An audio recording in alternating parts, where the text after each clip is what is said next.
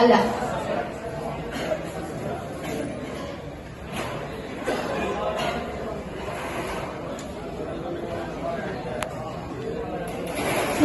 സുരസ ശരിയായ ഉത്തരം. അവർക്ക് പാസ് മാർക്ക് 5.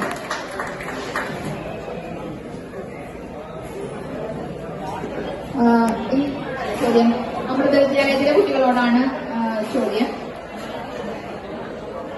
വിശ്വാമിത്രൻ യാഗം നടത്തിയ ആശ്രമത്തിന്റെ പേരെന്തായിരുന്നു?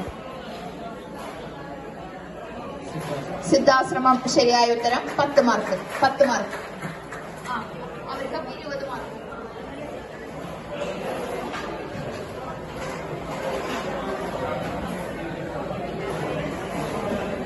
സ്കോർ അറിയണോ? സ്കോർ പറയൂ.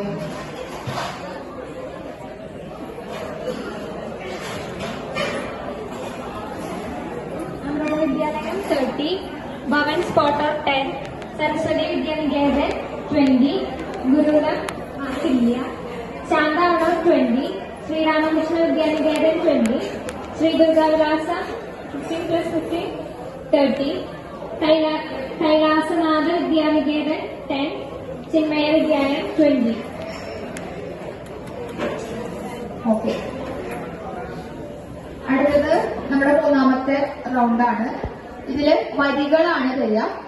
വരികൾ തന്നിട്ട് നിങ്ങൾ എന്ത് മനസ്സിലാക്കണം? ഏത് കാണ്ഡത്തിലെയാണെന്ന് നിങ്ങൾ മനസ്സിലാക്കണം. വളരെ എളുപ്പമാണ്. ഓരോ വരികളിലും എന്തുണ്ട്, അത് ഏത് കാണ്ഡത്തിലെയാണെന്നുള്ളത് സൂചനയുണ്ട്. അത് നിങ്ങൾ മനസ്സിലാക്കുക. അതിനനുസരിച്ച് ഉത്തരം പറയാം. ഓക്കെ,